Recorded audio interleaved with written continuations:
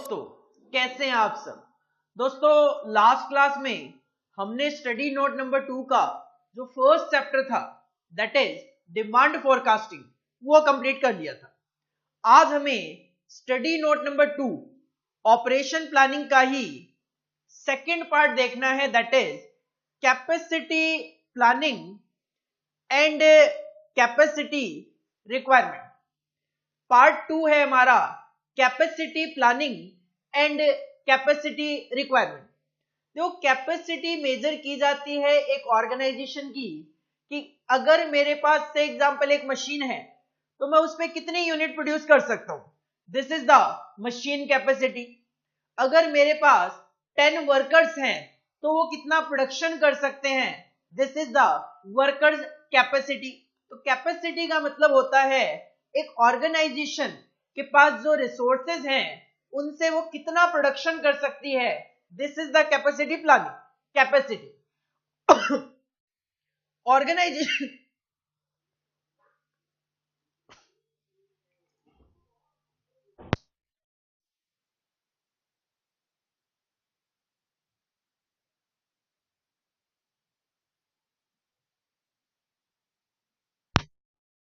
Organisation क्या कर सकती है, ऑर्गेनाइजेशन के पास जो कैपेसिटी है उनको वो प्लान कर सकती है कि हमारे पास जो कैपेसिटी है हम उसको किस तरीके से यूज करेंगे। और अगर ऑर्गेनाइजेशन ने पहले से ही कोई प्रोडक्शन प्लान बना रखा है कि हमें बनानी है 20,000 यूनिट, तो ऑर्गेनाइजेशन एस्टिमेट कर सकती है कि हमें 20,000 यूनिट को बनाने के लिए कितनी कैपेसिटी की रिक्वायरमेंट होगी, कितनी मशीनरी की जरूरत होगी, कितने वर्कर्स की जरूरत होगी। तो this is known as capacity planning and capacity requirement. दो अलग अलग पोर्शन है capacity planning and capacity requirement, जिसमें हम सबसे पहले कैपेसिटी प्लानिंग की बात करेंगे। देखो, ये जो पूरा का पूरा चैप्टर है capacity planning and capacity requirement, हमें इसमें टोटलिटी में 8 टॉपिक्स और उसके बाद कुछ प्रैक्टिकल क्वेश्चंस करने हैं। कौन कौन से टॉपिक्स, सबसे पहले कैपेसिटी प्लानिंग का हम एक इंट्रोडक्शन देखेंगे, कैपेसिटी प्लानिंग होता क्या है। उसके बाद हम देखेंगे टाइप्स ऑफ कैपेसिटी प्लानिंग। उसके बाद कैपेसिटी का मेजरमेंट किस तरीके से किया जा सकता है। उसके बाद कैपेसिटी प्लानिंग से रिलेटेड डिसीजन कौन कौन से हो सकते हैं। इसके अलावा factors affecting determination of plant capacity, जो एक प्लांट की कैपेसिटी डिटरमाइन की जाती है तो कौन कौन से फैक्टर होते हैं कि जब हम एक प्लांट की कैपेसिटी को कैलकुलेट कर रहे हो, डिटरमाइन कर रहे हो, कौन कौन से फैक्टर हमें ध्यान में रखने चाहिए। फैक्टर कौन कौन से हैं जो हम कैपेसिटी प्लानिंग करते हैं उसको अफेक्ट करते हैं। तो ये जो 6 टॉपिक है वो तो है कैपेसिटी प्लानिंग के। उसके बाद 7th हमें देखना है कैपेसिटी रिक्वायरमेंट, तो हम देखेंगे meaning of capacity requirement planning. Then हम देखेंगे फैक्टर्स जो कि इन्फ्लुएंस करते हैं एक ऑर्गेनाइजेशन की इफेक्टिव कैपेसिटी को। और फाइनली हमें कुछ प्रैक्टिकल क्वेश्चंस देखने। तो ये 9 टॉपिक्स हैं टोटलिटी में इंक्लूडिंग प्रैक्टिकल क्वेश्चन जो कि हमें सेकंड पार्ट में कंप्लीट करने हैं। और इस सीक्वेंस में सबसे पहले हमें देखना है इंट्रोडक्शन ऑफ कैपेसिटी प्लानिंग। आओ जरा, सबसे पहले हम देखेंगे introduction of capacity planning. Capacity का मतलब जैसा कि मैंने पहले भी बताया, एक ऑर्गेनाइजेशन मैक्सिमम टू मैक्सिमम कितना प्रोडक्शन कर सकती है, दिस इज द कैपेसिटी। तो capacity refer to the maximum load an operating unit can handle. अगर मैं कहूं एक एबीसी लिमिटेड कंपनी 10,000 यूनिट बना सकती है, तो इसका मतलब जो एबीसी लिमिटेड है वो मैक्सिमम टू मैक्सिमम 10,000 यूनिट का लोड बियर कर सकती है। This is the capacity of ABC limited company. The operating unit, यहां पे जो हमने कहा कि एक operating unit maximum to maximum जितना लोड हैंडल कर सकती है, दिस इज द कैपेसिटी।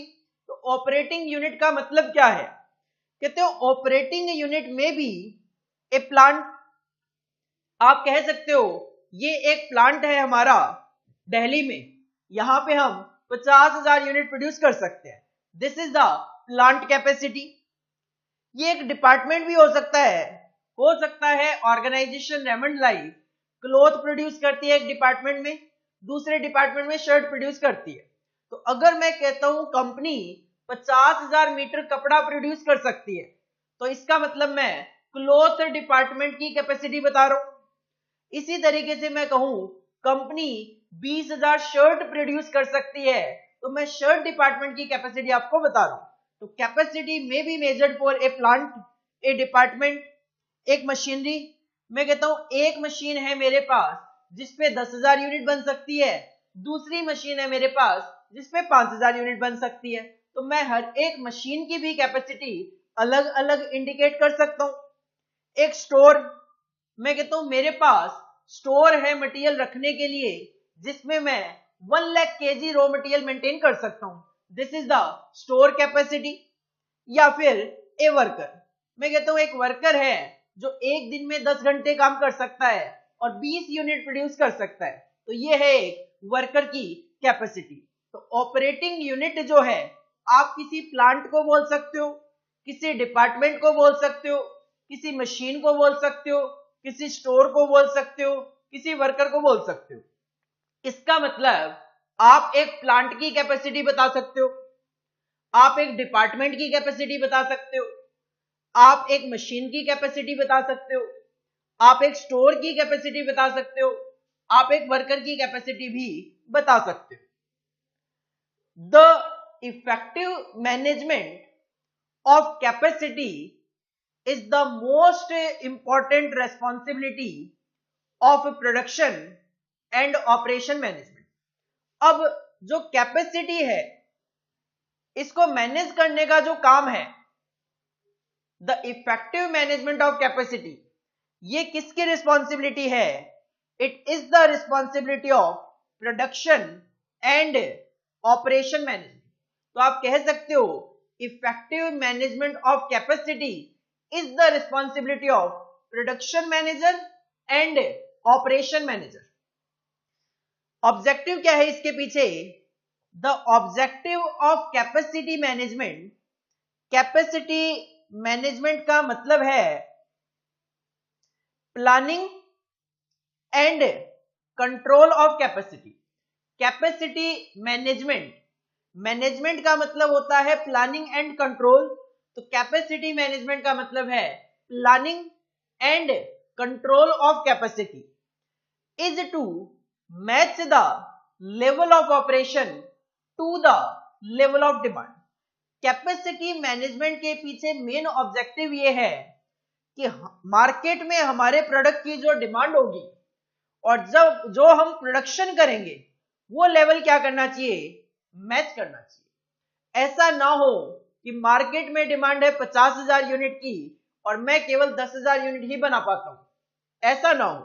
अगर मार्केट में डिमांड है 50,000 यूनिट की तो मैं उस डिमांड को अपनी कैपेसिटी को यूज करके मीट आउट कर सकूं, this is the capacity management. अब जो कैपेसिटी प्लानिंग है, capacity planning is concern with finding answer to the basic questions regarding capacity। जो हम कैपेसिटी प्लानिंग करते हैं वो हमें मेनली 3 क्वेश्चन का आंसर फाइंड आउट करने में हेल्प करता है। पहला, what kind of capacity is needed. अभी हम देखेंगे टाइप ऑफ कैपेसिटी, तो हम उसमें देखेंगे short term, long term capacity, इस तरीके से। तो what kind of capacity is needed, how much capacity is needed, 10,000 unit, 20,000 unit, 50,000 unit, 50,000 घंटे, when this capacity is needed, और कैपेसिटी की जरूरत कब पड़ेगी। तो 3 क्वेश्चन का answer, what will be the type of capacity, how much capacity is needed and when the capacity is needed. तो अगर आपसे कैपेसिटी प्लानिंग पे शॉर्ट नोट पूछा जाए, तो अभी कुछ पार्ट और भी है। अगर आपसे कैपेसिटी प्लानिंग पे शॉर्ट नोट पूछा जाए तो आप सबसे पहले तो कैपेसिटी वर्ड को डिफाइन करो कि capacity refer to the maximum load and operating unit can handle. Then इसके अंदर वर्ड आया ऑपरेटिंग यूनिट, तो उसको डिफाइन करो कि operating unit may be a plant, a worker, a machine a store, a department. उसके बाद बात करो कैपेसिटी के मैनेजमेंट की, कि कैपेसिटी मैनेजमेंट का मतलब है planning and control of capacity, ताकि हम मार्केट में जो हमारे प्रोडक्ट की डिमांड है और हमारा जो ऑपरेशन लेवल है उसको मैच कर सके, मार्केट में जो डिमांड है उसको मीट आउट कर सके। और इसकी जो रिस्पॉन्सिबिलिटी होती है that will B of production and operation management. Capacity planning हमें 3 क्वेश्चन का आंसर फाइंड आउट करने में हेल्प करता है कि कौन से टाइप की कैपेसिटी की हमें जरूरत है, लॉन्ग टर्म, शॉर्ट टर्म, कितनी कैपेसिटी की जरूरत है, मतलब नंबर ऑफ यूनिट्स, और कब इस कैपेसिटी की हमें जरूरत पड़ेगी। Capacity planning is to be carried out keeping in mind future growth and expansion plan. ऐसा ना हो कि आज आपके प्रोडक्ट की मार्केट में डिमांड है 10,000 यूनिट, तो आप अपने पास एक ऐसी मशीनरी इंस्टॉल कर रहे हो जिसकी कैपेसिटी 10,000 यूनिट ही है। नहीं, आप फ्यूचर में जो ग्रोथ आपकी कंपनी करेगी, जो एक्सपेंशन प्लान आपके होंगे, उसको भी ध्यान में रखते हुए आपको अपनी कैपेसिटी मेंटेन करनी चाहिए। मार्केट का ट्रेंड देखो कि आपके प्रोडक्ट की डिमांड अगर बढ़ती जा रही है हर साल, तो आपको अपनी कैपेसिटी भी बढ़ानी पड़ेगी। सेल फोरकास्टिंग करो कि पास्ट एक्सपीरियंस के बेसिस पे फ्यूचर में सेल होने की क्या उम्मीद है, जो कि हमने ऑपरेशन प्लानिंग के फर्स्ट पार्ट में डिमांड फोरकास्टिंग किया था। कैपेसिटी का मतलब बताया है दोबारा से, capacity is the rate of productive capability of A facility. Facility का सिंपल सा मतलब होता है प्लांट। फैसिलिटी का सिंपल सा मतलब आप लेकर चल सकते हो प्लांट, या सिंपल कहूं जो ऑपरेटिंग यूनिट में आपने चीजें कवर की थी वो सारी की सारी फैसिलिटी है। तो capacity is usually expressed as a volume of output per period of time. आप कहते हो सर 200 यूनिट पर डे हम बना सकते हैं, दिस इज द कैपेसिटी। आप कहते हो सर 5,000 यूनिट पर मंथ बना सकते हैं, दिस इज द कैपेसिटी। तो कैपेसिटी क्या है, आपके पास जो रिसोर्सेज हैं, आपके पास जो फैसिलिटी अवेलेबल है, उसकी कैपेबिलिटी क्या है प्रोडक्शन की, दिस इज द कैपेसिटी। तो सिंपल कैपेसिटी प्लानिंग के इंट्रोडक्शन की अगर मैं बात करूं तो आप कह सकते हो सर कैपेसिटी का मतलब maximum load an operating unit can handle है। Operating unit may be a department, may be a plant, may be a store, may be a machine, may be a worker. Capacity planning की जो responsibility है, capacity management की जो responsibility है, that will B of production and operation management. और management का मतलब होता है planning and control, capacity management का मतलब है planning and control of management. 3 question का आंसर हमें कैपेसिटी प्लानिंग बताएगा। What kind of capacity is needed, how much capacity is needed and when this capacity is needed. Capacity planning जो है वो हमेशा आपको फ्यूचर ग्रोथ और एक्सपेंशन प्लान्स को ध्यान में रखते हुए करनी चाहिए। और capacity is nothing, it is expressed in volume of output per period of time. It may be per day, it may be per month, it may be per annum.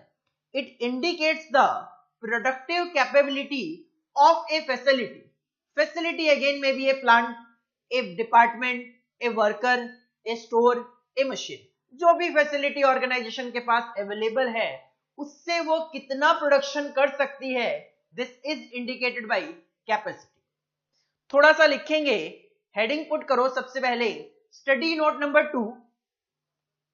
Study note number 2, operations planning. Operations planning part 2 capacity planning and capacity requirement.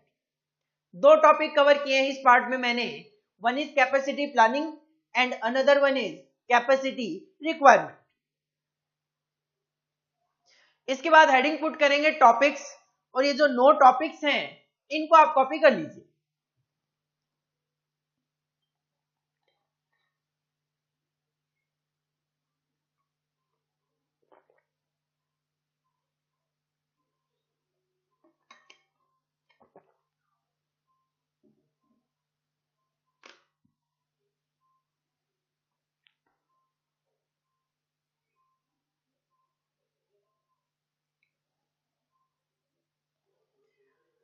इसके बाद heading put करो introduction to capacity planning.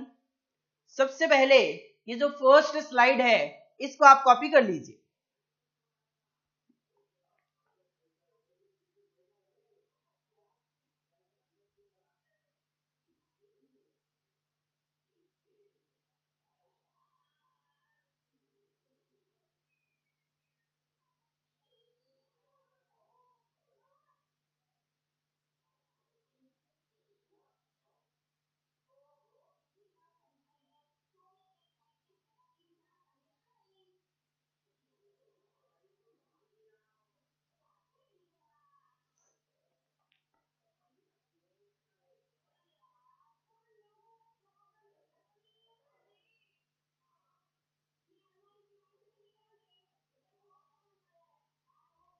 Then second slide भी copy कर लीजिए उसी के नीचे।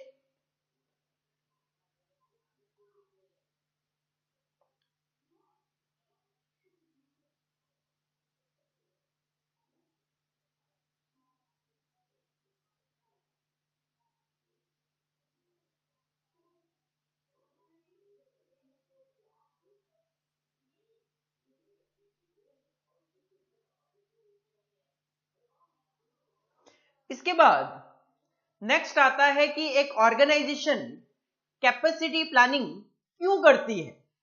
तो वाई कैपेसिटी प्लानिंग, एक ऑर्गेनाइजेशन कैपेसिटी प्लानिंग क्यों करती है, एक ऑर्गेनाइजेशन को कैपेसिटी प्लानिंग की जरूरत क्यों होती है।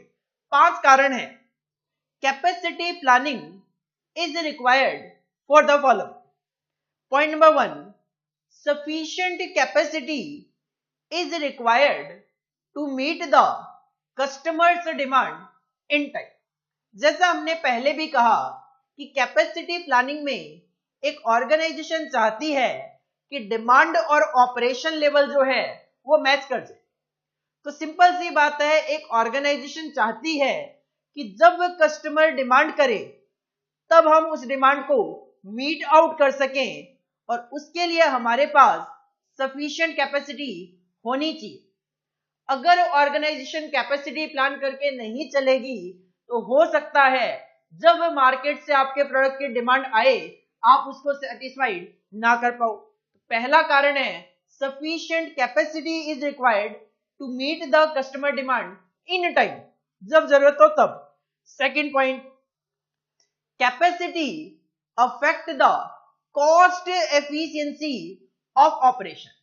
क्योंकि हम ऑलरेडी कॉस्ट अकाउंटिंग वगैरह में पढ़ते हैं कि कॉस्ट वेरिएबल कॉस्ट भी होती है और फिक्स्ड कॉस्ट भी होती है। अगर आप 5000 यूनिट बनाते हो और उसके कंपैरिजन में अगर आप 10,000 यूनिट बनाते हो तो कहीं ना कहीं हमारा जैसे जैसे वॉल्यूम ऑफ प्रोडक्शन बढ़ता है वैसे वैसे कॉस्ट पर यूनिट क्या होती जाती है, कम होती जाती है। तो कैपेसिटी जो है वो कॉस्ट को भी अफेक्ट करती है। तो सेकंड रीजन है capacity affect the cost efficiency of operation, और उसी के अकॉर्डिंगली आपको अपनी कॉस्ट पता चलेगी और उसी के अकॉर्डिंगली आप मार्केट में सेलिंग प्राइस भी डिसाइड कर पाओगे। थर्ड पॉइंट कहता है capacity affect the scheduling system. Simple सी बात है, अगर आपके पास एक मशीन है जो आप चाहो तो 16 घंटे चला सकते हो, लेकिन नॉर्मल वर्किंग तो 8 घंटे की हुआ करती है। तो you have to make the schedule. अगर मार्केट में डिमांड ज्यादा है तो आप 8 की बजाय 16 घंटे भी काम कर सकते हो उस मशीनरी पे, लेकिन उसके लिए आपका शेड्यूलिंग सिस्टम भी होना चाहिए, पहले से शेड्यूल बना हुआ आना चाहिए। 8 घंटे ये वर्कर्स काम करेंगे, उसके बाद 8 घंटे ये वर्कर्स काम करेंगे। तो capacity affect the scheduling system. उसके अलावा कैपेसिटी अगर आपको बढ़ानी हो, कैपेसिटी अगर आपको क्रिएट करनी हो तो इट रिक्वायर्स एन इन्वेस्टमेंट। पैसा चाहिए, वो कहां से अरेंज करोगे। और फिफ्थ पॉइंट कहता है कैपेसिटी प्लानिंग जो है this is the first step when an organisation decides to produce more और न्यू प्रोडक्ट। अगर ऑर्गेनाइजेशन ज्यादा बनाने के लिए सोचती है, नया प्रोडक्ट बनाने के लिए सोचती है, तो सबसे पहले इश्यू यही आता है कैपेसिटी प्लान करो कि कितना बनाना है, उसी के अकॉर्डिंगली हम क्या करेंगे फैसिलिटी इंस्टॉल करते हुए चलेंगे, प्लांट लगाएंगे, मशीनरी लेकर आएंगे, वर्कर्स को हायर करेंगे। तो कहीं ना कहीं 5 रीजन है जिसकी वजह से ऑर्गेनाइजेशन कैपेसिटी प्लानिंग करती है।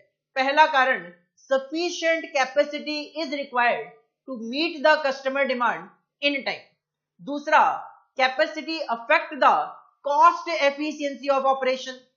Third, capacity affect the scheduling system. Fourth, capacity create अगर आपको करनी है तो it requires an investment. And fifth is the capacity planning is the first step कब, when the organisation decide to produce more और a new product. Heading put करो, why capacity planning is needed, why capacity planning is required. और ये 5 point जो है इनको आप copy कर लीजिए।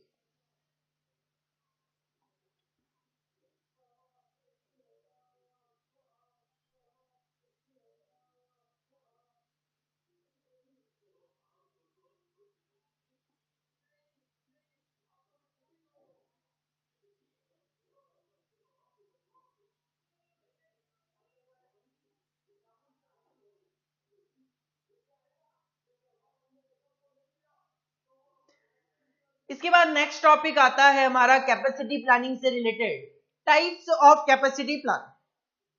जो कैपेसिटी प्लानिंग की जाती है उनको 2 पार्ट में यहां पे एनालाइज किया गया।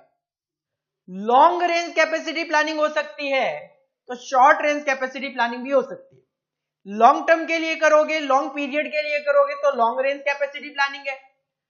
शॉर्ट पीरियड के लिए करोगे तो शॉर्ट रेंज कैपेसिटी प्लानिंग है। लॉन्ग रेंज कैपेसिटी प्लानिंग में लोकेशन का डिसीजन लिया जाता है कि अगर आप प्लांट लगाना चाह रहे हो कहां पे लगाएं, what should be the location. Technology decision, अगर आप प्लांट लगाना चाह रहे हो तो प्लांट में क्या टेक्नोलॉजी यूज की जाए, क्या मशीनरी से ज्यादा काम करोगे, लेबर से ज्यादा काम करोगे। डेवलपिंग न्यू प्रोडक्ट लाइन और प्रोडक्ट, अगर आप एग्जिस्टिंग में प्रोडक्ट बना रहे हो और आप डिसाइड करना चाहते हो कि एक नया प्रोडक्ट मार्केट में लेकर आए या नहीं लेकर आए, again this is also the long range आप कैपेसिटी प्लान कर रहे हो। और ऑफ कोर्स अगर आप कोई भी फैसिलिटी वगैरह इंस्टॉल करना चाहते हो तो you have to take decision relating to investment decision. तो लॉन्ग रेंज के लिए ऑर्गेनाइजेशन कैपेसिटी प्लान कर सकती है, लोकेशन का डिसीजन करती है, टेक्नोलॉजी का डिसीजन ले सकती है, डेवलपिंग न्यू प्रोडक्शन लाइन और प्रोडक्ट के बारे में डिसीजन ले सकती है, और इन्वेस्टमेंट करना है कि नहीं करना इस मैटर पे डिसीजन लिया जा सकता है। यही अगर शॉर्ट रेंज के लिए कैपेसिटी प्लान करें तो फिर इन्वेंट्री प्लानिंग एंड फ्लक्चुएशन, कितनी हमें इन्वेंट्री मेंटेन करनी चाहिए, कब इन्वेंट्री बढ़ानी है, कब इन्वेंट्री कम करनी है। शेड्यूल्ड मेंटेनेंस, कि हमारी जो मशीनरीज हैं इनका टाइम टू टाइम मेंटेनेंस कब कब होना चाहिए ताकि प्रोडक्शन डिस्टर्ब ना हो। हायरिंग ह्यूमन रिसोर्स, कब हमें कितनी लेबर की जरूरत होगी प्रोडक्शन करने के लिए, hiring human resource. And of course day to day business को ऑपरेट करने के लिए कितनी हमें वर्किंग कैपिटल की रिक्वायरमेंट होगी। तो ये 4 डिसीजन आप ले सकते हो शॉर्ट रेंज कैपेसिटी प्लानिंग के लिए, और 4 ही डिसीजन आप ले सकते हो लॉन्ग रेंज कैपेसिटी प्लानिंग के लिए। हेडिंग पुट करो, टाइप्स ऑफ कैपेसिटी प्लान, और 2 टाइप और उसमें 4 डिसीजन जो है ये आप कॉपी कर लीजिए।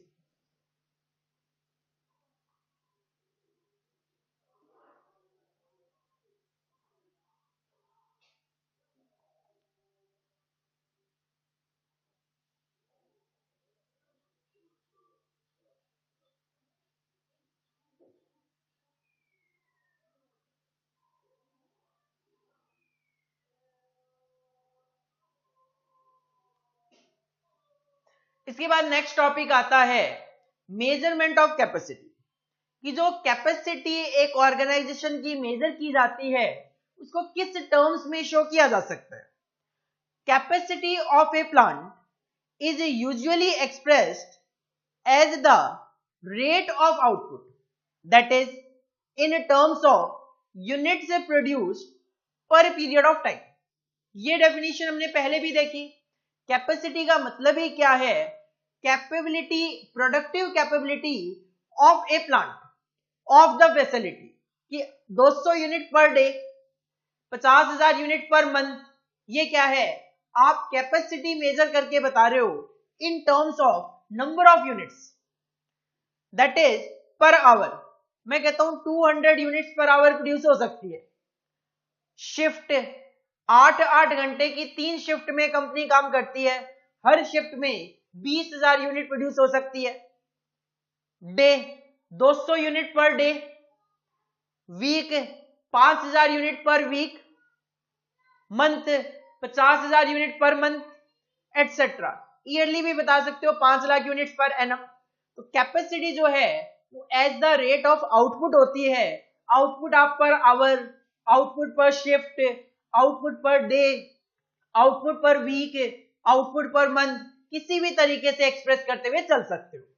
But when firms are producing different type of products, company केवल एक सिंगल प्रोडक्ट नहीं, कंपनी एक से ज्यादा प्रोडक्ट अगर बनाती है तो it is difficult to use volume of output of each product to express the capacity of the firm. तो फिर उस सिचुएशन में प्रॉब्लम फेस करनी पड़ती है, क्योंकि आपको उस सिचुएशन में हर एक प्रोडक्ट का आउटपुट एनालाइज करना पड़ता है। तो उस सिचुएशन में हर एक प्रोडक्ट का वॉल्यूम ऑफ आउटपुट जो है उसको कैलकुलेट करना थोड़ा मुश्किल होता है। और आप सिंपल ये नहीं कह सकते 50,000 अगर साबुन बननी है और 50,000 केजी डिटर्जेंट बनना है, तो आप ये नहीं कह सकते 1 लाख। क्या 1 लाख? 50,000 तो केजी है और 50,000 सोप्स है, साबुन है। तो उस सिचुएशन में सोप्स को मेजर करने का है नंबर ऑफ यूनिट्स, जबकि डिटर्जेंट के लिए केजी है, तो उनको मिक्स करना मुश्किल हो जाता है। In such cases, capacity of the firm is expressed in terms of monetary value. तो ऐसी सिचुएशन में क्या किया जाता है, ऑर्गेनाइजेशन की कैपेसिटी को मॉनेटरी टर्म्स में बता दिया जाता है। से एग्जांपल 50,000 सोप्स, 10 रुपी पर सोप, 5 लाख रुपए। 50,000 KG detergent at the rate of 50, that will B 25 lakh. तो दोनों को मर्ज करके बता दिया गया 30 lakh is the capacity of a plant. This is जो आप प्रोडक्शन कर रहे हो उसकी वैल्यू बता दी जाती है of the various products produced put together. तो अगर एक सिंगल प्रोडक्ट बनाती है ऑर्गेनाइजेशन तो नंबर ऑफ यूनिट्स में आप कैपेसिटी को मेजर कर सकते हो, लेकिन अगर एक से ज्यादा प्रोडक्ट बनाती है और उनका जो नंबर ऑफ यूनिट को मेजर करने का तरीका है वो अलग अलग होता है, तो उस सिचुएशन में कैपेसिटी को मॉनेटरी टर्म्स में इंडिकेट किया जाता है। हेडिंग पुट करो मेजरमेंट ऑफ कैपेसिटी और सिंपल ये 3 पॉइंट आप कॉपी कर लीजिए।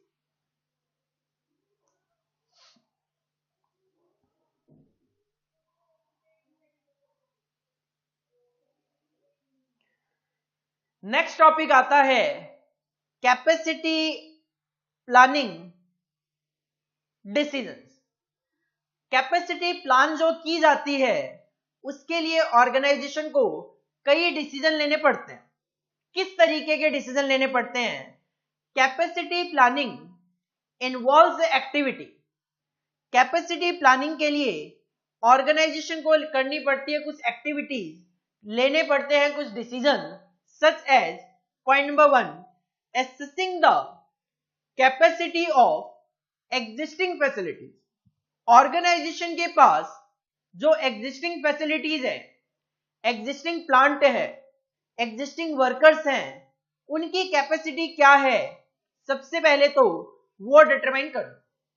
से एग्जांपल ऑर्गेनाइजेशन के पास एक मशीन है, तो उस मशीन पे कितनी यूनिट बन सकती है, this is the assessing the capacity of existing facilities.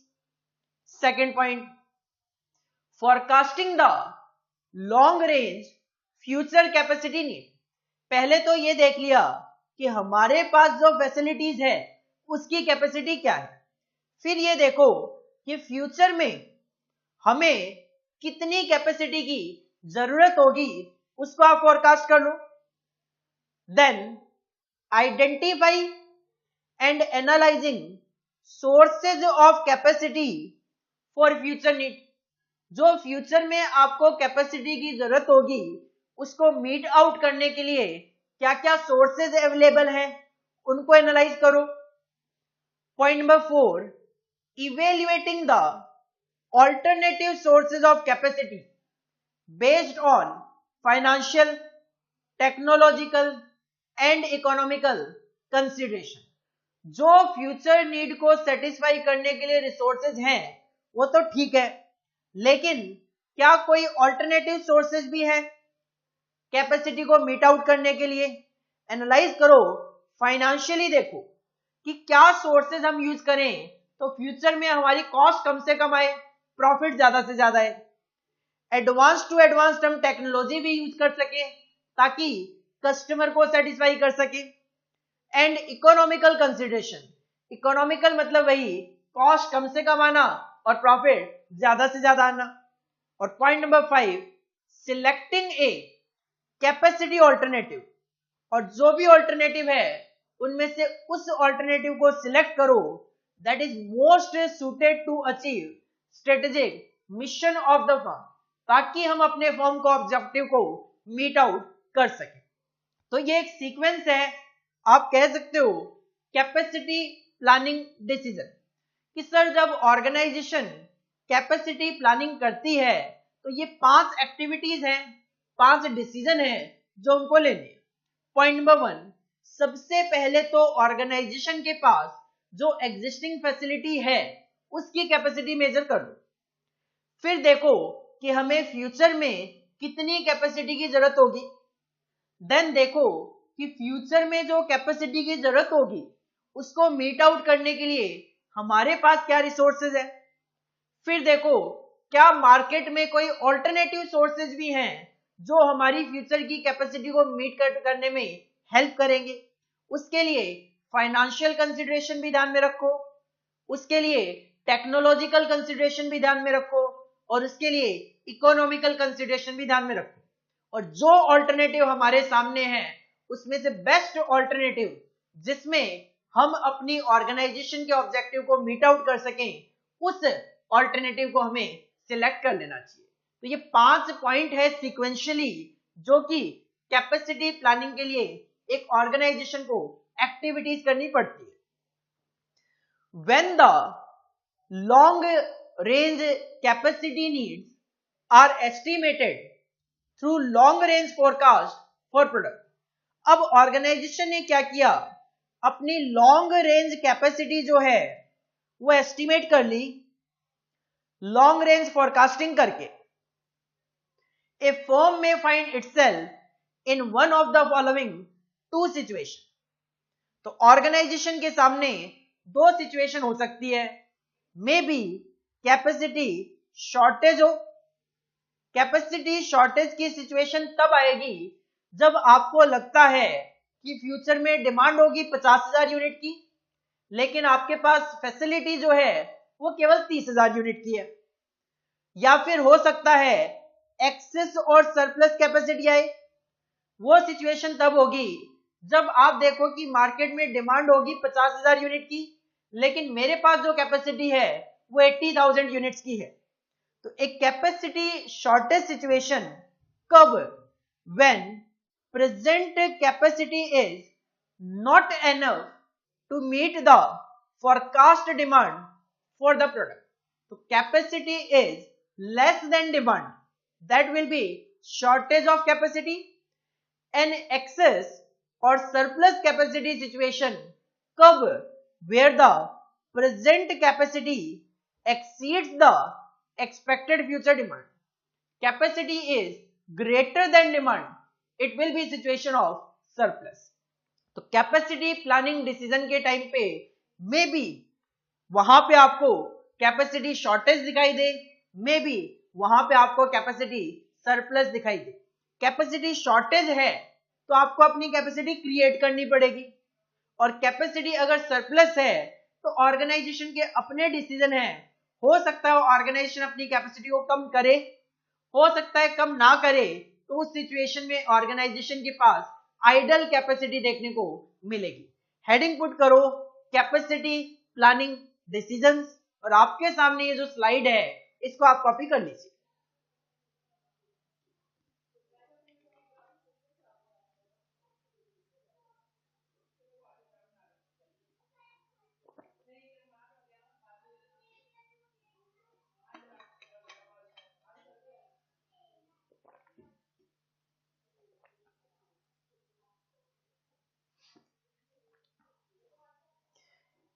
इसके बाद नेक्स्ट टॉपिक आता है factors that affect determination of plant capacity. एक ऑर्गेनाइजेशन के पास जो प्लांट है वो उस प्लांट की कैपेसिटी को डिटरमाइन कर रही है।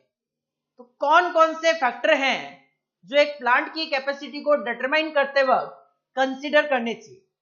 पहला पॉइंट, अगर आप किसी प्लांट की कैपेसिटी को डिटरमाइन कर रहे हो तो सबसे पहले तो उसमें पैसा लगेगा, मशीनरी खरीदनी है, बिल्डिंग परचेज करनी है, प्लांट लगाना है, फंड की जरूरत है। तो सबसे पहले तो ये देखो कि प्लांट की कैपेसिटी में कितना पैसा लगेगा, कैपिटल इन्वेस्टमेंट रिक्वायर्ड। सेकंड देखो, changes in product design, process design, market condition etcetera. क्या प्रोडक्ट की डिजाइन में कोई चेंज आता है, प्रोसेस की डिजाइन में कोई चेंज आता है, मार्केट कंडीशन में कोई चेंज आता है? तो क्या हमारे पास जो प्लांट है वो उसको मीट आउट कर पाएगा या फिर नहीं कर पाएगा? तीसरा, फ्लेक्सिबिलिटी होनी चाहिए फॉर कैपेसिटी एडिशन। प्लांट ऐसा हो जो कि अगर मुझे कैपेसिटी ऐड करनी पड़े तो मैं उसमें एडिशन कर सकूं, इट शुड बी फ्लेक्सिबल। चौथा, market demand for the product. Plant की जो कैपेसिटी है वो इतनी होनी चाहिए जो कि मार्केट की डिमांड को सेटिस्फाई कर सके। Point number 5, product obsolescence and technology obsolescence. Plant जो है वो कहीं ऑब्सोलीट प्रोडक्ट हो गया या फिर ये टेक्नोलॉजी आउट हो गई, तो क्या इस प्लांट को हटाकर नया प्लांट लगाया जाना पॉसिबल हो पाएगा? और छठा और last point, level of automation design, कि हमारा जो प्लांट होगा वो ऑटोमेटिक होगा, कितनी हमें ऑटोमेशन की जरूरत है, क्या वो उसको मीट आउट कर पाएगा या फिर नहीं कर पाएगा? तो एक प्लांट की कैपेसिटी को डिटरमाइन करते वक्त 6 फैक्टर आपको ध्यान में रखने चाहिए। पैसा कितना लगेगा, product design, process design, market condition में कोई चेंज आएगा, उसको मीट आउट कर पाएंगे? कैपेसिटी एडिशन की जरूरत पड़ी, क्या फ्लेक्सिबल है, क्या मार्केट में जो डिमांड होगी प्रोडक्ट की उसको मीट आउट कर पाएंगे, कहीं प्रोडक्ट या टेक्नोलॉजी जल्दी से ऑब्सोलीट तो नहीं हो जाएगी, and what is the level of automation required to install the plant. These are the 6 points that affect the determination of plant capacity.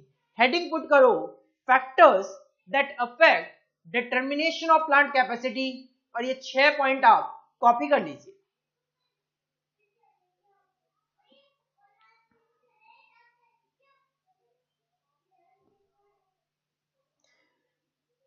ये तो थे फैक्टर्स जो एक प्लांट की कैपेसिटी को डिटरमाइन करते वक्त कि प्लांट की हमें कैपेसिटी कितनी जरूरत है उसको डिटरमाइन करते वक्त ध्यान में रखने चाहिए। इसके बाद है again factors that affect capacity planning. एक ऑर्गेनाइजेशन जब कैपेसिटी की प्लानिंग कर रही होती है, कैपेसिटी प्लानिंग का मतलब है planning and control of capacity in an organisation, ताकि हम मार्केट में जो प्रोडक्ट की डिमांड होगी उसको मीट आउट कर सके टाइमली बेसिस पे। तो कौन कौन से फैक्टर्स हैं जो कैपेसिटी प्लानिंग को अफेक्ट करते हैं? इन फैक्टर्स को 2 पार्ट में एनालाइज किया गया। कुछ ऐसे फैक्टर्स होते हैं जो कैपेसिटी प्लानिंग को इंपैक्ट करते हैं और ऑर्गेनाइजेशन उसको कंट्रोल भी कर सकती है, these are known as controllable factors. लेकिन कुछ फैक्टर्स ऐसे होते हैं जो कैपेसिटी प्लानिंग को अफेक्ट करते हैं बट ऑर्गेनाइजेशन उसको ज्यादा कंट्रोल नहीं कर पाती है। तो what are the controllable factors affecting capacity planning? एक तो अमाउंट ऑफ लेबर एम्प्लॉय, जो हम लेबर एम्प्लॉय करने जा रहे हैं उनकी क्वांटिटी को डिसाइड करना। This is controllable factor. Organisation चाहे लेबर बढ़ा सकती है, चाहे कम कर सकती है। Facilities installed. प्रोडक्शन को मीट आउट करने के लिए हमें कितनी फैसिलिटी की जरूरत होगी, उसको हम इंस्टॉल कर सकते हैं। चाहे तो ऑर्गेनाइजेशन कम भी कर सकती है, चाहे तो उसको बढ़ा भी सकती है। मशीन्स कितनी जरूरत होगी, पर डे बेसिस पे कितनी शिफ्ट में काम करें, single shift, double shift, 3 shift. एक वीक में कितने दिन काम करने की जरूरत होगी, ओवर टाइम की जरूरत होगी या नहीं होगी। क्या हमारे वर्कर्स और मशीनरी जो मार्केट में प्रोडक्ट की डिमांड होगी उसको मीट आउट कर लेंगे। अगर नहीं तो क्या हमें बाहर से कोई काम कराना पड़ेगा। बाहर से अगर आपको कोई काम कराना पड़ेगा तो दैट इज नॉन एज सब कॉन्ट्रैक्टिंग।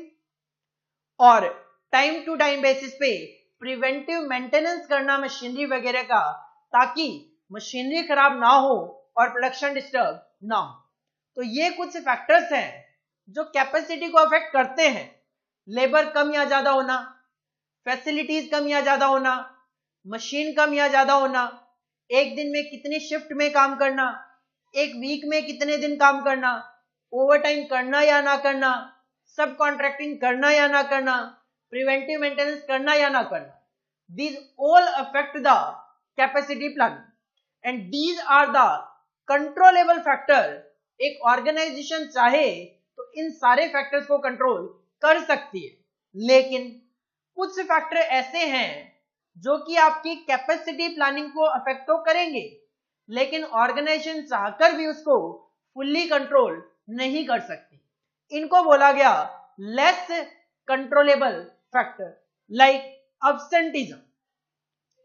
हमने तो वर्कर्स तो हायर कर लिए, लेकिन वर्कर अचानक से अब्सेंट रहने शुरू हो गए, वर्कर बीमार पड़ गए, अब्सेंट रह गए, उस पे ऑर्गेनाइजेशन का कंट्रोल कम होता है।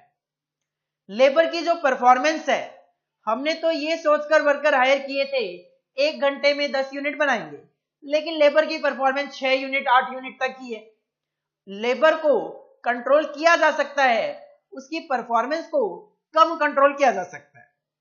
मशीन ब्रेकडाउन, नो डाउट हमने प्रिवेंटिव मेंटेनेंस कोशिश की थी, बट फिर भी मशीन खराब हो सकती है और आपका प्रोडक्शन डिस्टर्ब हो सकता है।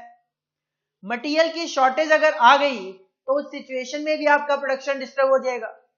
वर्कर्स ने कर दी स्ट्राइक, ऑर्गेनाइजेशन में फैक्ट्री में आग लग गई, फायर एक्सीडेंट्स हो गए, फ्लड आ गया, अर्थक्वेक आ गया, जिसकी वजह से प्रोडक्शन डिस्टर्ब हो गया।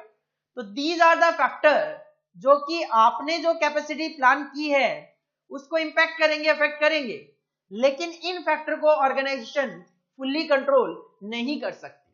तो फैक्टर्स अफेक्टिंग कैपेसिटी प्लानिंग को 2 पार्ट में एनालाइज किया गया। कुछ फैक्टर कंट्रोलेबल हैं, कुछ फैक्टर लेस कंट्रोलेबल है। कंट्रोलेबल फैक्टर में 8 फैक्टर्स हैं और लेस कंट्रोलेबल में 7 फैक्टर्स हैं जो कि हमें याद होने चाहिए। सर याद करने की क्यों जरूरत है? दिसंबर 2019 में ट्रू फॉल्स में क्वेश्चन पूछा गया, strike and lockout are controllable factor affecting capacity planning. नहीं, आपको अगर याद होगा तो आप कह सकते हो सर स्ट्राइक एंड लॉकआउट जो है this is less controllable factor, not controllable factor. तो इसका जो आंसर होगा दैट विल बी फॉल्स। तो इस वजह से फैक्टर्स अफेक्टिंग कैपेसिटी प्लानिंग के फैक्टर्स को कॉलम वाइज याद रखना जरूरी है। कौन कौन से कंट्रोलेबल है और कौन कौन से लेस कंट्रोलेबल है। हेडिंग पुट करो फैक्टर्स अफेक्टिंग कैपेसिटी प्लानिंग और ये स्लाइड आप इसी तरीके से कॉलम वाइज कॉपी कर लो।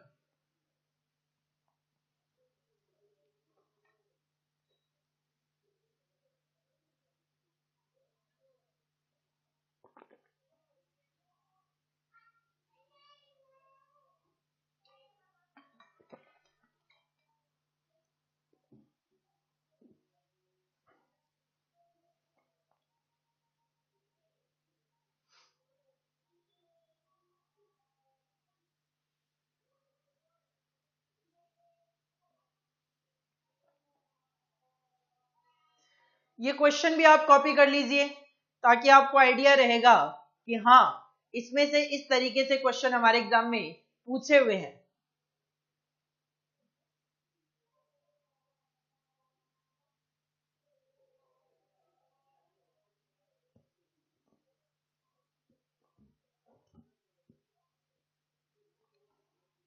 इसके बाद नेक्स्ट टॉपिक है कैपेसिटी रिक्वायरमेंट प्लानिंग को लेकर।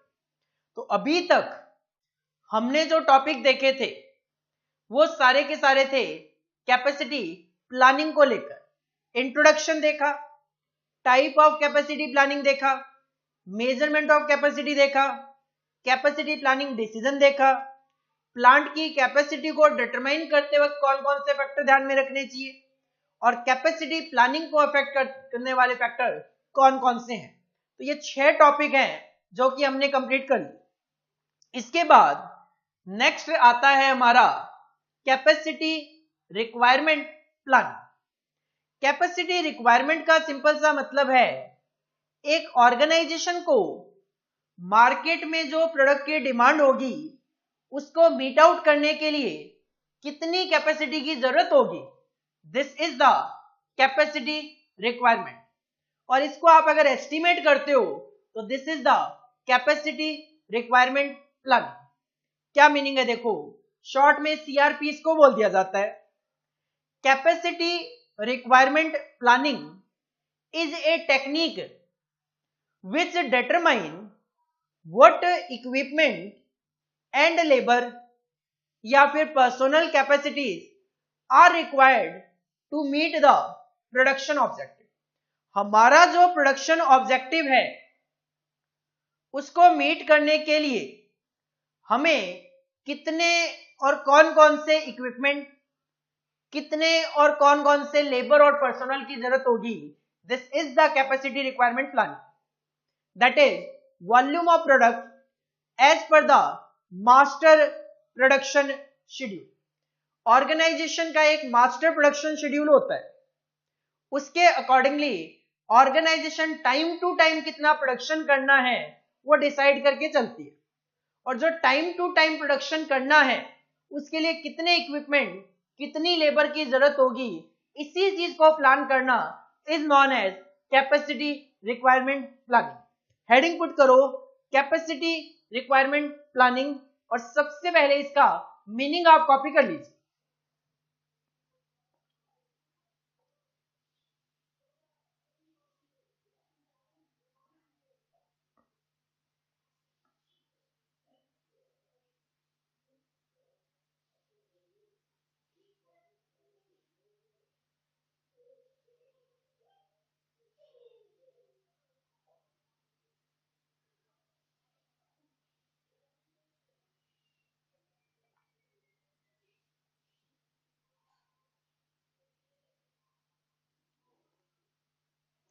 इसके बाद है कैपेसिटी रिक्वायरमेंट प्लानिंग जो है उसकी स्ट्रेटेजी, सीआरपी स्ट्रेटेजीज। जो सीआरपी स्ट्रेटेजीज हैं उनको 2 पार्ट में एनालाइज किया गया। पहली जो स्ट्रेटेजी है वो है level capacity plan. Level capacity plan में ऑर्गेनाइजेशन फॉलो करती है produce to stock and sell policy.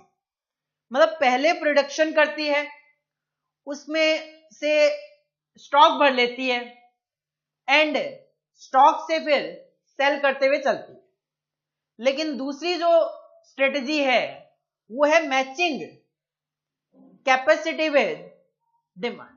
दूसरी स्ट्रेटजी में एक ऑर्गेनाइजेशन अपनी कैपेसिटी को डिमांड के साथ मैच करने की कोशिश करती है और इससे क्या होता है, ऑर्गेनाइजेशन अपने पास स्टॉक वगैरह कम मेंटेन करते हुए चलती है। तो लेवल कैपेसिटी प्लान की बात करें तो it is based on produce to stock and sell. पहले प्रोडक्शन करेंगे, स्टॉक भर लेंगे और स्टॉक में से अपने माल को सेल करते हुए चलेंगे। Approaches where in the production system are operated at uniform production level. से एग्जांपल डेली बेसिस पे 500 यूनिट का प्रोडक्शन करना and finished goods inventory rise. अब डेली बेसिस पे आप यूनिफॉर्म प्रोडक्शन करते रहोगे तो कभी आपकी इन्वेंट्री बढ़ जाएगी तो कभी आपकी इन्वेंट्री कम हो जाएगी, और वो किस पे डिपेंड करेगा, depending upon weather production level exceeds demand. अगर प्रोडक्शन ज्यादा हुआ, डिमांड कम हुई, तो इन्वेंट्री लेवल बढ़ जाएगा, या फिर वाइस वर्सा, प्रोडक्शन आपने कम किया, सेल आपकी ज्यादा हो गई, तो उस सिचुएशन में आपका इन्वेंट्री लेवल कम हो जाएगा। From time period to time period से एवरी क्वार्टर, ये जस्ट एग्जांपल है, every quarter organisation daily basis पे, वीकली बेसिस पे ये चीज एनालाइज कर सकती है कि हम तो क्या करेंगे, प्रोडक्शन करते रहेंगे यूनिफॉर्म बेसिस पे, स्टॉक में उस माल को रखते रहेंगे और स्टॉक से माल बिकता रहेगा। कभी क्या होगा, कभी माल आपका ज्यादा बिकेगा, प्रोडक्शन कम हुआ, उस सिचुएशन में प्रोडक्शन कम हुआ, स्टॉक ज्यादा बिक गया, तो आपका इन्वेंट्री लेवल कम हो जाएगा। कई बार होगा प्रोडक्शन ज्यादा हो गया और सेल आपकी कम हुई, तो उस सिचुएशन में आपका इन्वेंट्री लेवल बढ़ जाएगा। This is known as level capacity plan. आप इजीली इसमें मैटर लिख पाओगे, बस आप इतना ध्यान रखो, production, stock and sell, this is the policy under level capacity plan. जो दूसरी स्ट्रेटेजी है, that is matching capacity with production plan. In this plan, production capacity is matched with the demand in each period. Organisation की कोशिश ये होती है, अगर market में डिमांड 50,000 होगा तो प्रोडक्शन भी 50,000 करें। से एग्जांपल, वीकली, मंथली और क्वार्टरली डिमांड। अगर एक क्वार्टर में डिमांड है 50,000, तो ऑर्गेनाइजेशन की कोशिश भी होती है प्रोडक्शन भी 50,000 ही किया जाए। मतलब प्रोडक्शन और कैपेसिटी, प्रोडक्शन और डिमांड को मैच करने की यहाँ पे कोशिश की जाती है। Usually material flows and machine capacity are changed from quarter to quarter to match the demand.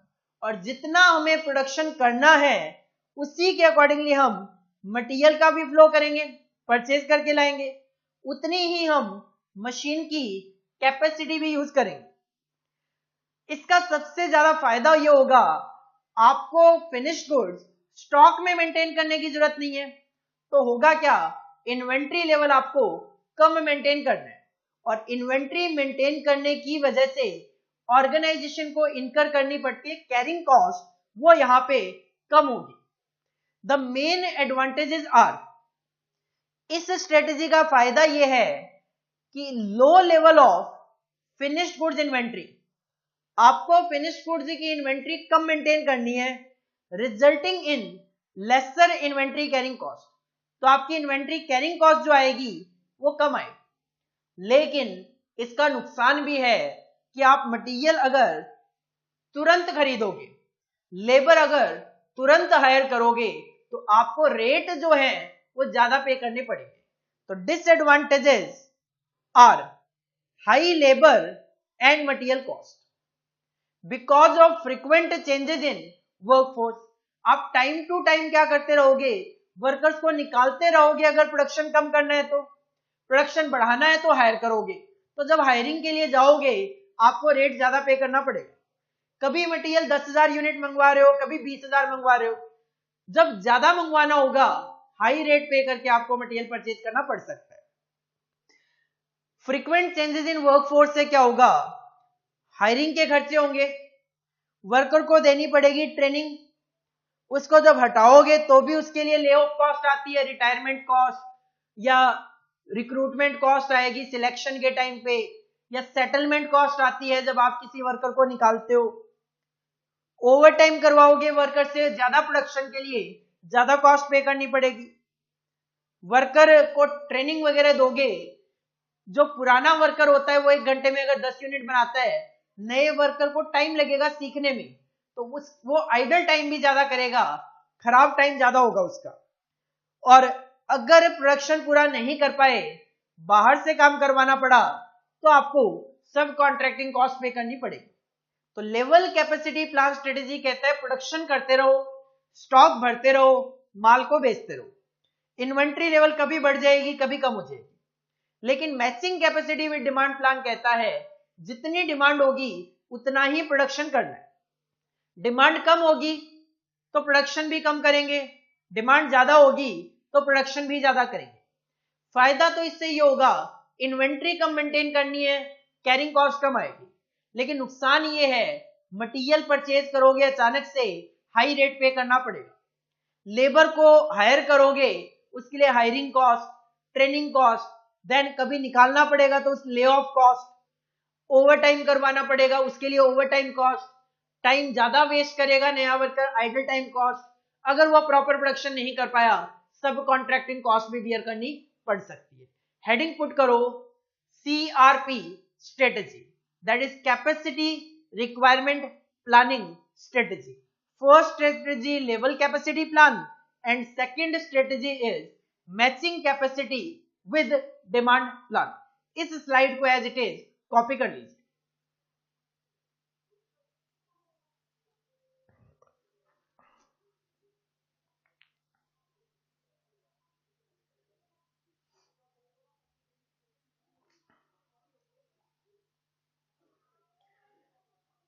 अब इश्यू ये आता है, सर ऑप्टिमम कैपेसिटी क्या है? देखो ऑप्टिमम का मतलब होता है बेस्ट, ऑप्टिमम का मतलब होता है बेस्ट। एक एग्जांपल है यहां पे, मान लो एक फैक्ट्री है जो ग्लव्स बनाती है, एक फैक्ट्री ग्लव्स बनाती है, प्रोडक्शन जब करती है 10,000 ग्लव्स पर मंथ अगर प्रोडक्शन करती है तो कॉस्ट आती है कंपनी की $3 पर पेयर। एक फैक्ट्री है जो ग्लव्स बनाती है, अगर वो हर महीने 10,000 ग्लव्स बनाती है तो $3 पर पेयर की कॉस्ट आती है।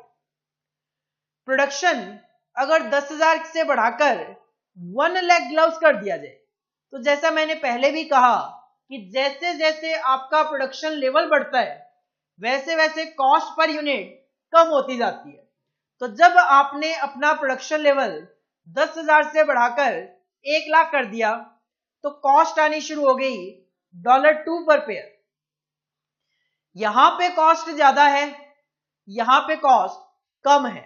तो सिंपल सी बात यह है, ऑप्टिमम कैपेसिटी वो कैपेसिटी है जहां पे एक ऑर्गेनाइजेशन की प्रोडक्शन कॉस्ट कम से कम आती है।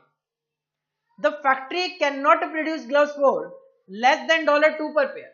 अब हम मान लेते हैं कि $2 पर पेयर से कम कॉस्ट पे ग्लव्स बन ही नहीं सकता।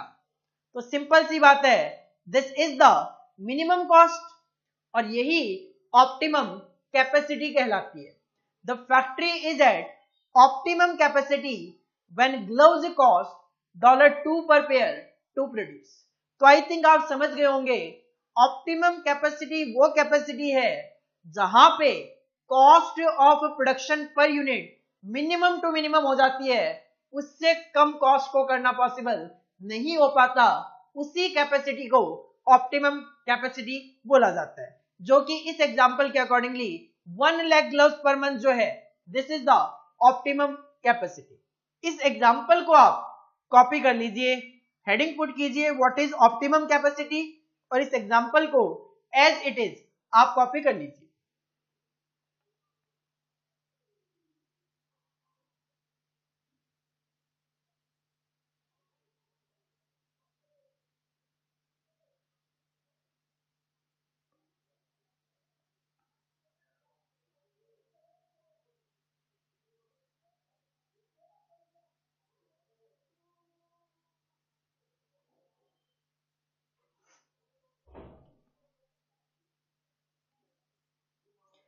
आज की जो क्लास है वो हम यहीं पे फिनिश करते हैं।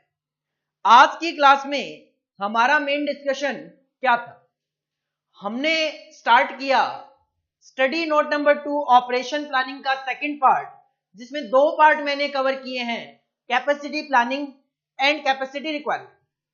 जिसमें सबसे पहले हमने इंट्रोडक्शन ऑफ कैपेसिटी प्लानिंग देखा, जिसमें हमने सबसे पहले कैपेसिटी का मीनिंग देखा कि एक operating unit maximum to maximum कितना लोड हैंडल कर सकती है, this is known as capacity. Operating unit may be a plant, a department, a store, a machine और लेबर। मैनेजमेंट ऑफ कैपेसिटी जो है, it is the responsibility of production and operation management. Management of capacity का मतलब है planning and control of capacity, ताकि एक organisation market में product की डिमांड को मीट आउट कर सके। कैपेसिटी प्लानिंग हमें 3 क्वेश्चन का आंसर देगा। What kind of capacity is needed, long run या फिर short run, when it is needed and how much it is needed. Capacity planning जो है वो हमेशा फ्यूचर ग्रोथ और एक्सपेंशन प्लान को ध्यान में रखते हुए करनी चाहिए, और कैपेसिटी हमारे पास जो फैसिलिटी है उसकी प्रोडक्टिव कैपेबिलिटी है उसको इंडिकेट करते हुए चलता है। कैपेसिटी प्लानिंग की जरूरत क्यों पड़ती है? Because sufficient capacity is required to the organisation to meet the customer demand in time. It also affect the cost efficiency of operation. Capacity also affect the scheduling system. Capacity creation requires an investment, and it is the first step when an organization decide to produce more या फिर new product. Type of capacity plan 2 तरीके की, long range और short range. Capacity को जो major किया जाता है वो नॉर्मली नंबर ऑफ यूनिट्स में इंडिकेट किया जाता है, बट जब एक ऑर्गेनाइजेशन एक से ज्यादा प्रोडक्ट बना रही होती है, किसी को केजी में मेजर किया जाता है, किसी को लीटर में, किसी को यूनिट्स में, उस सिचुएशन में फिर टोटल आउटपुट को नंबर ऑफ यूनिट में बताना पॉसिबल नहीं हो पाता, तो उस सिचुएशन में कैपेसिटी को मॉनिटरी टर्म्स में मेजर किया जा सकता है। कैपेसिटी प्लानिंग डिसीजन के लिए ऑर्गेनाइजेशन कुछ एक्टिविटीज करती है। सबसे पहले देखती है हमारे पास जो एग्जिस्टिंग फैसिलिटीज हैं उसकी क्या कैपेसिटी है, फ्यूचर में हमें कितनी कैपेसिटी की जरूरत है, फ्यूचर की कैपेसिटी के लिए हमारे पास क्या सोर्सेज अवेलेबल हैं, क्या मार्केट में ऑल्टरनेटिव सोर्सेज अवेलेबल है, और उन ऑल्टरनेटिव सोर्सेज में से वो बेस्ट सिलेक्ट किया जाता है जो कि हमारी ऑर्गेनाइजेशन के ऑब्जेक्टिव को मीट आउट कर सके। जब आप ऐसा देखोगे तो आपके सामने 2 सिचुएशन हो सकती है कि आपके पास जो प्रेजेंट कैपेसिटी है वो कम हो in comparison with market demand, this is known as shortage of capacity. It may be surplus, वो कब होगा जब आपके पास कैपेसिटी है ज्यादा और मार्केट में प्रोडक्ट की डिमांड कम है। इसके बाद हमने देखा एक प्लांट की कैपेसिटी को डिटरमाइन करने वाले जो फैक्टर्स हैं, these are the 6। Capital investment required, changes in product design, process design, market condition, flexibility होनी चाहिए फॉर कैपेसिटी एडिशन, मार्केट की डिमांड को मीट आउट कर सके, टेक्नोलॉजी और प्रोडक्ट ऑब्सोलीट ना हो, एंड ऑटोमेशन रिक्वायर्ड को मीट आउट कर सके। इसी तरीके से जो कैपेसिटी प्लान की जाती है उसको अफेक्ट करने वाले फैक्टर को 2 पार्ट में एनालाइज किया गया, controllable and less controllable factors, जिसपे आपके एग्जाम में क्वेश्चन भी पूछा गया। देन हमने मूव ऑन किया सीआरपी, कैपेसिटी रिक्वायरमेंट प्लानिंग। जो हमारे प्रोडक्ट की मार्केट में डिमांड होगी, जो हमें प्रोडक्शन करना है, उसको करने के लिए किन किन इक्विपमेंट की और कितनी कितनी इक्विपमेंट और लेबर की जरूरत होगी, this is the capacity requirement planning. और इसकी 2 स्ट्रेटेजी है, one is level capacity plan, जहां पे ऑर्गेनाइजेशन प्रोडक्शन करती है, स्टॉक भरती है, सेल करती है स्टॉक में से, यहां पे इन्वेंट्री लेवल कम ज्यादा होता रहता है। दूसरी जो स्ट्रेटेजी है वो है matching capacity with demand plan. इसमें ऑर्गेनाइजेशन उतना ही प्रोडक्शन करती है, उतनी ही कैपेसिटी यूज करती है जितनी मार्केट में डिमांड होती है। तो इससे क्या होता है, कभी प्रोडक्शन कम करना है तो कभी प्रोडक्शन ज्यादा करना है। फायदा ये होता है कि फिनिश गुड्स होल्ड नहीं करना, कैरिंग कॉस्ट कम होती है, लेकिन नुकसान ये है अगर प्रोडक्शन बढ़ाना पड़े, मटेरियल ज्यादा परचेज करना पड़े, लेबर ज्यादा हायर करनी पड़े, उस सिचुएशन में आपको हाई रेट पे करने पड़ सकते हैं। देन इश्यू आया sir what is optimum capacity. Optimum capacity वो कैपेसिटी ऑफ प्लांट है जहां पे आपकी कॉस्ट पर यूनिट कम से कम हो जाती है, जिसको हमने यहाँ पे ग्लव्स का ये जो एग्जांपल है उसके थ्रू समझने की कोशिश की। तो दीज आर द टॉपिक्स जो कि आज हमने डिस्कस किए। इतने टॉपिक्स आप नेक्स्ट क्लास में रिवाइज करके आओ। नेक्स्ट क्लास में जो भी टॉपिक बचे हुए हैं वो हम करेंगे और लास्ट में जो प्रैक्टिकल क्वेश्चंस हैं वो करेंगे। तो नेक्स्ट क्लास में हम इस चैप्टर को फिनिश कर लेंगे। Thank you, all the best.